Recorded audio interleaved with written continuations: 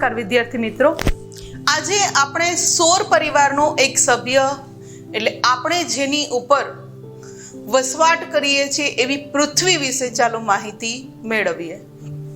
વિદ્યાર્થી મિત્રો, આપણી જે પૃથ્વી છે એ અનેક રહસ્યોથી બનેલી છે.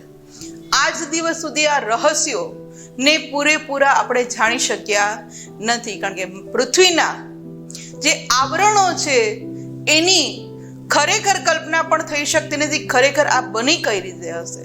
તો ચાલો આજે આપણે તમારો પાઠ 10 પૃથ્વીના આવરણો વિશે માહિતી મેળવીએ. વિદ્યાર્થી મિત્રો, સૌપ્રથમ વાત કરીએ તો સૌર પરિવાર એટલે કે આપણો જે સૂર્ય છે એની આસપાસ આપણને ખબર છે કે 8 ગ્રહો છે. આમ તો પહેલા 9 ગ્રહો હતા, પણ એમાંથી એકને બાકાત કર્યા એટલે 8 ગ્રહો જે છે એ સૂર્યની આસપાસ પરિક્રમા કરે છે. એમાંની એક એટલે આપણી પૃથ્વી. આ સૌર પરિવારમાં જેટલા પણ ગ્રહો છે એમાં આપણી પૃથ્વી છે એ અજોડ છે. શા માટે અજોડ? કેમ? એના જેવું બીજું કોઈ નથી. કારણ કે આપણી પૃથ્વી છે એ એક એવો ગ્રહ છે કે જેને અનુકૂળ તાપમાન, પાણી, હવા અને જીવન મળ્યું છે. બીજા કોઈ પણ ગ્રહને આવું અનુકૂળ તાપમાન, હવા, પાણી મળેલું નથી, કે બીજા ગ્રહ ઉપર સજીવ સૃષ્ટિ જોવા નથી મળતી. જેને કારણે એમ કહી શકાય કે આ બધું છે એ જાણે અમૂલ્ય ભેટ મળી હોય પૃથ્વીને એવું લાગે છે. વિદ્યાર્થી મિત્રો, હજી પણ સૌર પરિવારના બીજા ગ્રહ છે શુક્ર ગ્રહ, ગુરુ ગ્રહ, મંગળ ગ્રહ, શનિ ગ્રહ.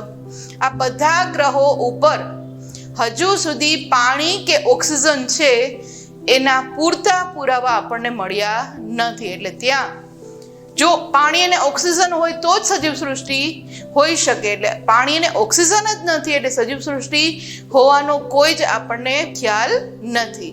આ ઇમેજની અંદર જે આપણે વાત કરીએ છીએ આપણા સૌર પરિવાર, આ સૌર પરિવારને આપણે જોઈ શકીએ છીએ કે સૂર્યની આસપાસ આ ગ્રહો છે એ કઈ રીતે પરિક્રમા કરી રહ્યા છે આપણને ખ્યાલ જ છે.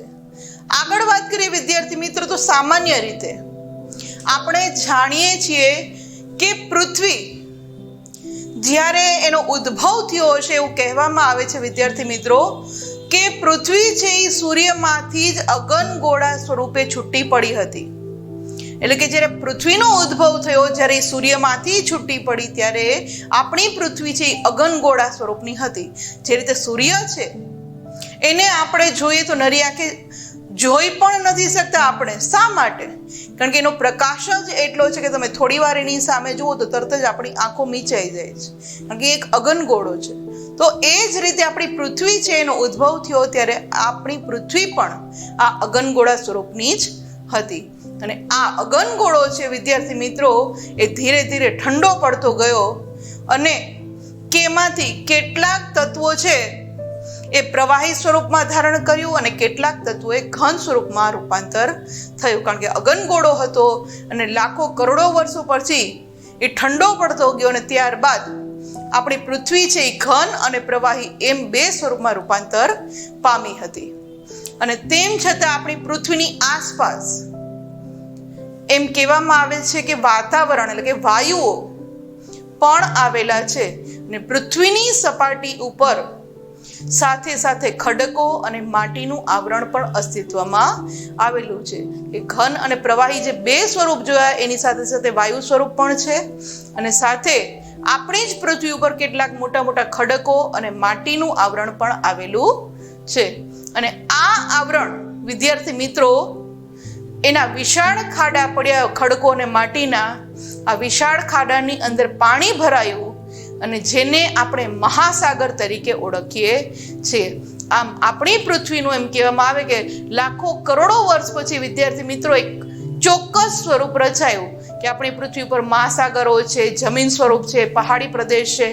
આ રીતે પૃથ્વીની ઉપર એમ કહેવામાં આવે છે કે એનું સ્વરૂપ છે એ ધીમે ધીમે રચાતું ગયું. આ ઇમેજની અંદર હમણાં જ મેં વાત કરી કે જ્યારે આપણી પૃથ્વી નો ઉદ્ભવ થયો ત્યારે આ સ્વરૂપ હતું ને એ સ્વરૂપ એટલે અગનગોળા સ્વરૂપ.